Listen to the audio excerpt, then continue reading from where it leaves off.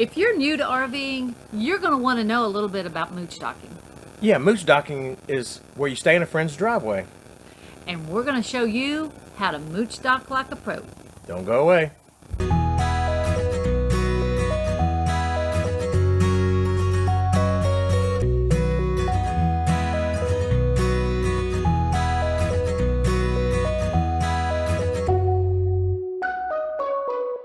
So one thing we've always said is now that you're RVing, you should be able to spend a lot of time with friends and family. This week on our trip so far, we have mooch docked at Peggy's house, Danny's mom. Yes, had a great time. Yeah, stayed a couple of days Mom. there in our own vehicle, in our own motorhome in the driveway. She let us park in the driveway, hook up. We had water, electric, and it was great. Yep. We moved on from there on down the road, and we are now mooch docking at our other friend's house, Susan and Tracy. And you see our view. We'll show you a little bit more about that later. They've just got a beautiful farm, and they're able to get us set up, and we're able to spend some time with some great friends. So mooch docking is a great thing. And we're going to show you how to do it. We're going to show you Mooch Docking 101. The first thing you want to do is make sure it's okay. Just because you want to see them and your friends want you to stay out in front of their house or in their driveway, they might have HOA that might have an issue with it. Right. Or there could be a city ordinance problem with you staying. Yeah, and you definitely don't want a police officer knocking on your door at 3 o'clock in the morning saying, hey, you're not supposed to be here. Yeah, and you don't want to get your friends fined or anything like that for breaking codes. Or worse, myself fined. Yeah, No, that wouldn't be good. No. Have you done that in the past? No. Okay, good to know. So, make sure it's okay. Have them check for you. That's right.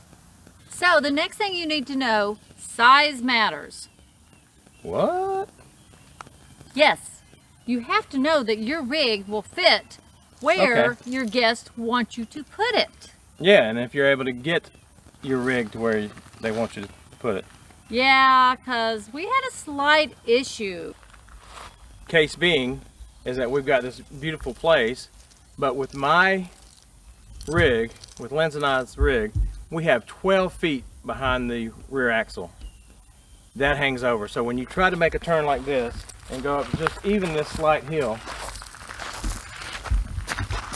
and you have a hitch that hangs down about 3 inches from your bumper, guess what's going to drag as you try to go up this hill? The hitch? The hitch. So we got stuck just trying to go up this hill. No fault of our host. They got a beautiful place, and we've got another great place to park here. But the great news is they were able to get their tractor and pull us right out. Just a few minutes of stress there. Up here's where we were supposed to park, next to our friends, under the shade trees. We now have a waterfront lot. Woohoo! Waterfront lot. So as you can see, from the wheelbase to the back is 12 feet. Therefore, it is next to impossible to go up some slopes. So you need to know your rigs. So like we said, it wasn't our host's fault. We know our rig. We know we have the overhang in the back, so we should have known not to go up that hill. But thank you, Tracy, for getting us unstuck just like that. You let on like it was so easy to get out of that stuck place.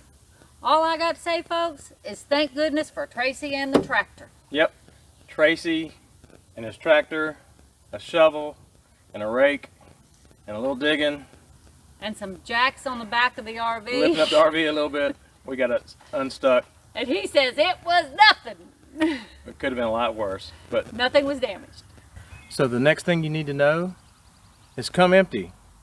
Have your gray tank, your black tank completely empty before you come to your friend's house. You knew that before we came here? Yep. He knew that before we came here, guys. Our tanks were full. Whoops. Do as I say, not as I do sometimes. Well, he thought he was going to hook up to empty, but didn't happen. So Yeah, we'll go into that a little bit more. We thought we were going to have, they do have sewer here in 2 different spots at Susan and Tracy's place.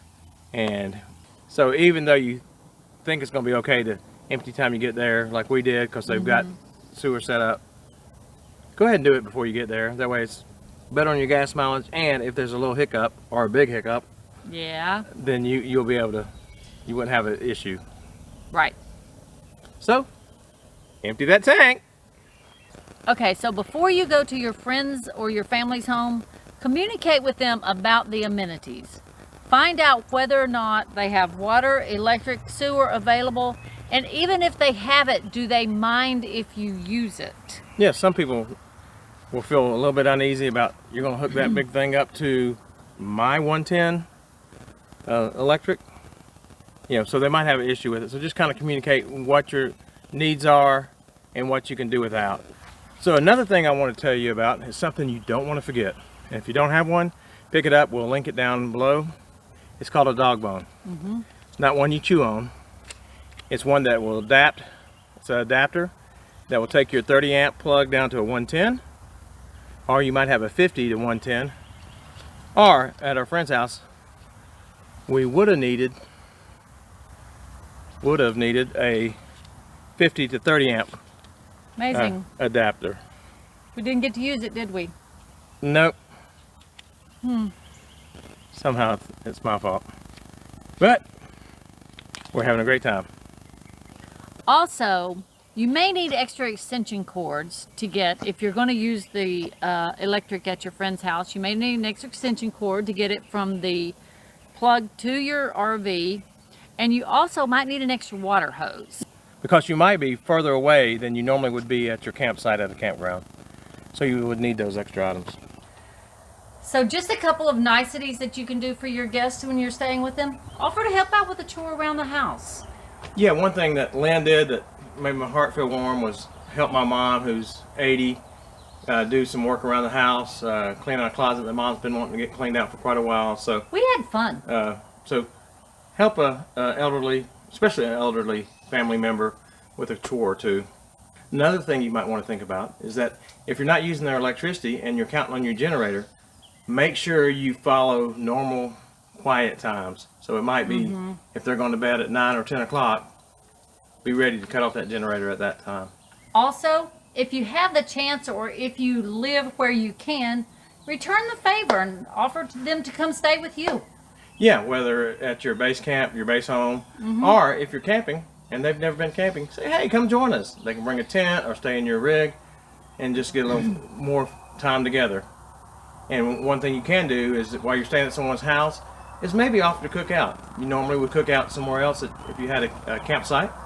Offer to grab your grill and cook out. We grab our Blackstone and we'll cook out for anyone. That's right. So those are some of the courtesies. So if you've watched the video this far, you now have graduated Boondocking 101. That's right.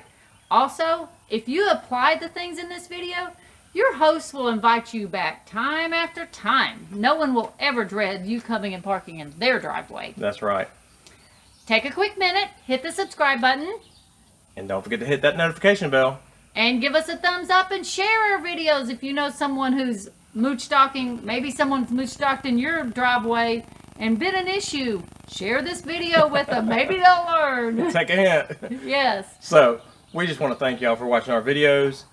And we invite you to come back. We put a new video out every Saturday. So please visit and subscribe. Until next time, God bless and many safe travels. And go RV, America.